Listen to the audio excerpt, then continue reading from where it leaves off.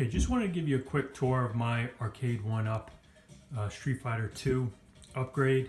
My idea here is just put advice from a whole bunch of videos into one concise package because as everybody knows, there's a lot of great advice out there, a lot of great videos, and I just kind of did my research, looked at everything I could for a couple of weeks just to figure out what would work best for me. So just want to give credit to guys like ETA PRIME, Wolfenos, Detroit Love, Nola Fam Arcade, Ryan from Iculus.org, and Dave Helmig for getting me to where I am now.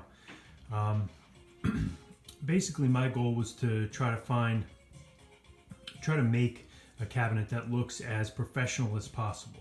So to me, that meant every button works, including a functioning power button, plexiglass cover. I know you can order one from Arcade1UP, but mine took several weeks to come. Wanted fine volume control, kept the cover on the back of the control deck to cover up all the wiring there. Screwed in the standoffs for all the boards, so all the boards are connected through standoffs directly with screws. Everything else is mechanically attached, and all the internal components are black, again, to give that factory look. So here's my I guess you'd call control deck. Here's all the buttons. Here's two additions here and here. I took my what I ended up doing is creating basically a template of the whole board, so I could easily reproduce this down the line if need be. And having the holes pre-drilled like that will help give you a guide when you're drilling for a button. And well, you know, if you want to make two additions like that and help avoid you skewing off to the side and potentially damaging your panel, so something like that definitely thought was a good idea. Got a functioning power button on and off. I'll give you a tour of the back to show you how that connects. All right, here's a quick view of the back of the cabinet. Idea here was to keep it as professional and neat looking as possible without going crazy. So as you can see, everything inside is basically black, meant for it to look as close to factory as possible. I've got here's the amp and the Raspberry Pi in a case. As you can see, there's a neat hole drilled in the cover for the case. A couple of GPIO leads that come out.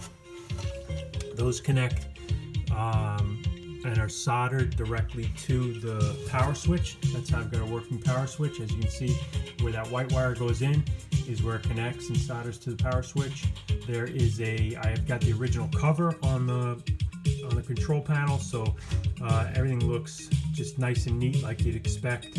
And in the back there is a panel mount volume control. I'll show you in a second how that looks from the front, but it offers fine volume control and again goes along with that nice neat look. If you look, there are standoffs. Show you, see there's like L bracket standoffs on each of the boards, which allow you to screw directly into the cabinet. Everything's screwed in wherever I could. There's screws in the amp, screws, again, standoffs for the Raspberry Pi as well. The power strip clips into a pair of screws, and then I used the cover for the original board as a backstop, so that power strip cannot unclip from those screws and cannot back out, and it's essentially permanently attached. I'd have to remove that cover in order to remove the power switch. So it could even allow for transportation if that was a goal. And then finally, I've got these nice, neat black clips that you can get at Harbor Freight, clipping everything down where necessary.